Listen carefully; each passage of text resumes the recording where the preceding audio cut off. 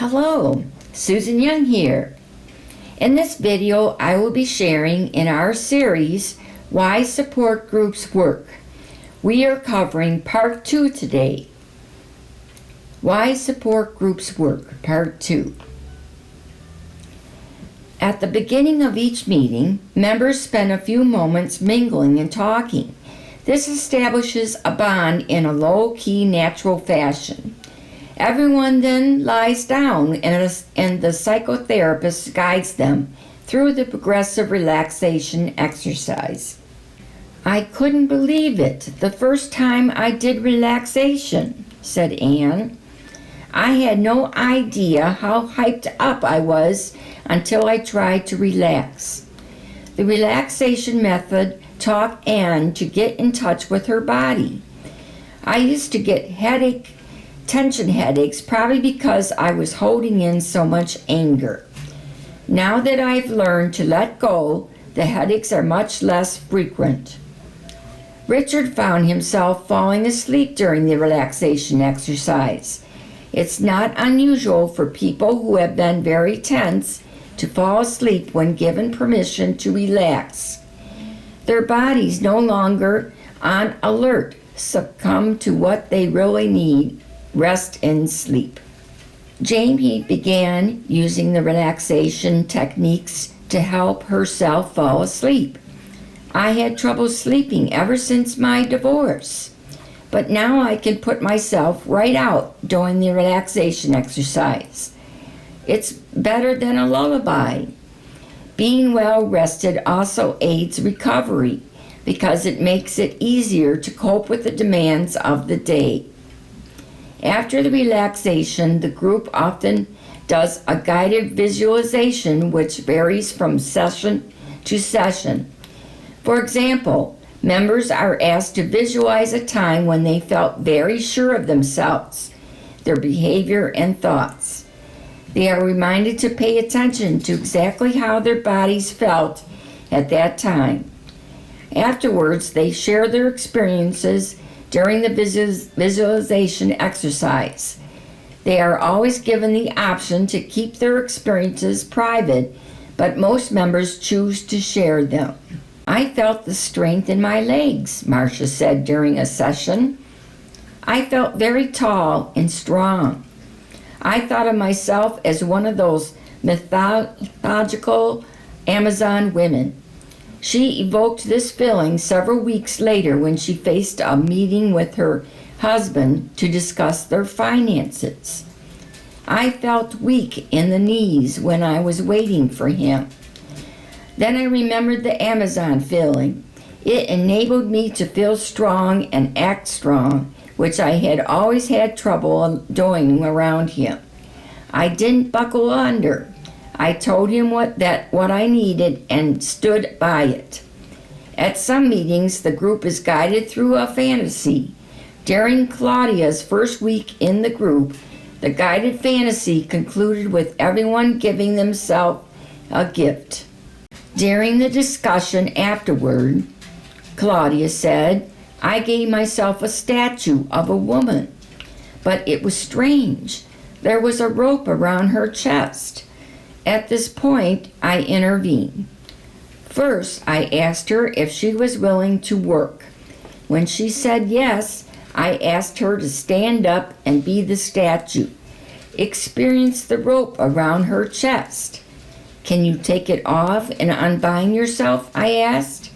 She did that easily, but then she explained, there's another rope around my ankles. I can't stand on my own 2 feet. For Claudia, this was an epiphany, a moment of revelation and sudden clarity. Every detail of her dependency rushed into her head, her dependence on shopping and on credit cards. To everyone's surprise, she came in the following week with all her credit cards except her American Express. She said she wanted to cut them up but needed the support of the group while she did it. It normally takes people more time to be ready to do this, but Claudia's revelation was a great motivating force. She was ready. Claudia took a pair of scissors and cut up the cards to a round of applause from the delighted group. Each time someone in the group makes progress, it is shared by all the other members. Each individual triumph is a triumph for everyone. After these exercises, new group members relate their stories. They generally share background information, such as whether they are married or single, where they live and work, and their shopping history. This includes how often they spend and how much, where and when they shop, what they buy, how they feel when they shop, and what brought them to the group. The new members share only as much as is comfortable for them. They are never pushed to do or say anything they're not ready for. This is a crucial point for new members. At this time, they decide whether or not to make a commitment to recovery. Occasionally, someone is not willing to bear the discomfort and decides not to return to the group. Usually, however, some of the initial shame is dissipated because of the reaction of other members. There are empathetic smiles and nods and comments such as, "I used to do that, and I know what you mean." When Kim joined the group, she told about buying a $400 leather skirt, then going home and finding 3 almost identical ones in her closet. "I once bought 3 black wool coats in the same season," said Claudia. "Practically the only thing that was different about them were the buttons." Kim laughed.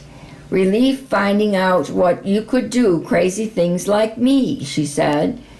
"I think we all do crazy things," said Denise. "I bought a $150 outfit for my daughter that she grew out of in 3 months. I bought clothes that didn't even fit me just because I saw someone else in a club wearing them," said Brad.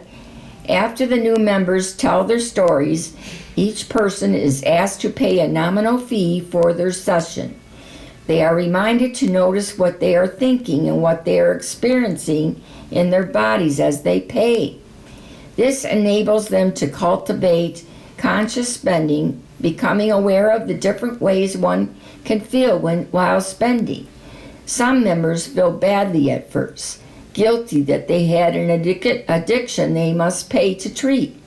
Some feel neutral, lacking the chaotic feelings that accompany their compulsive spending. Many feel good. "This is the first time I'm using money to help myself.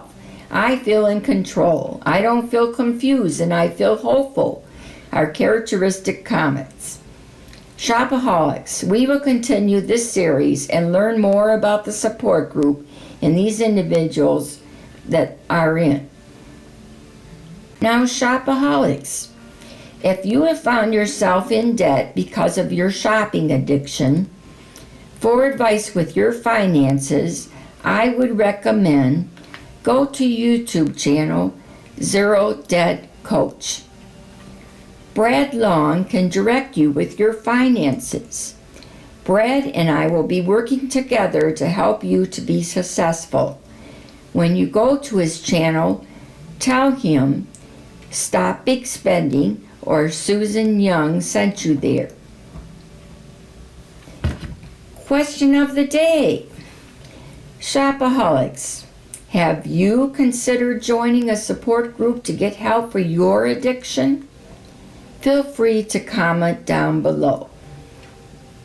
And if you are interested in joining a group, I have the information below for online support group on Facebook. Feel free to join us. There is no fee to join. Our group is private. Hope to see you there. How are you doing with this video so far? If you like this video, hit the like button below. And check out my website at www.stopbigspending.com. And leave me your email address at the Contact Us page on the website, and I will inform you on my next videos coming up. See you here on YouTube, and see you in social media. Have a great week.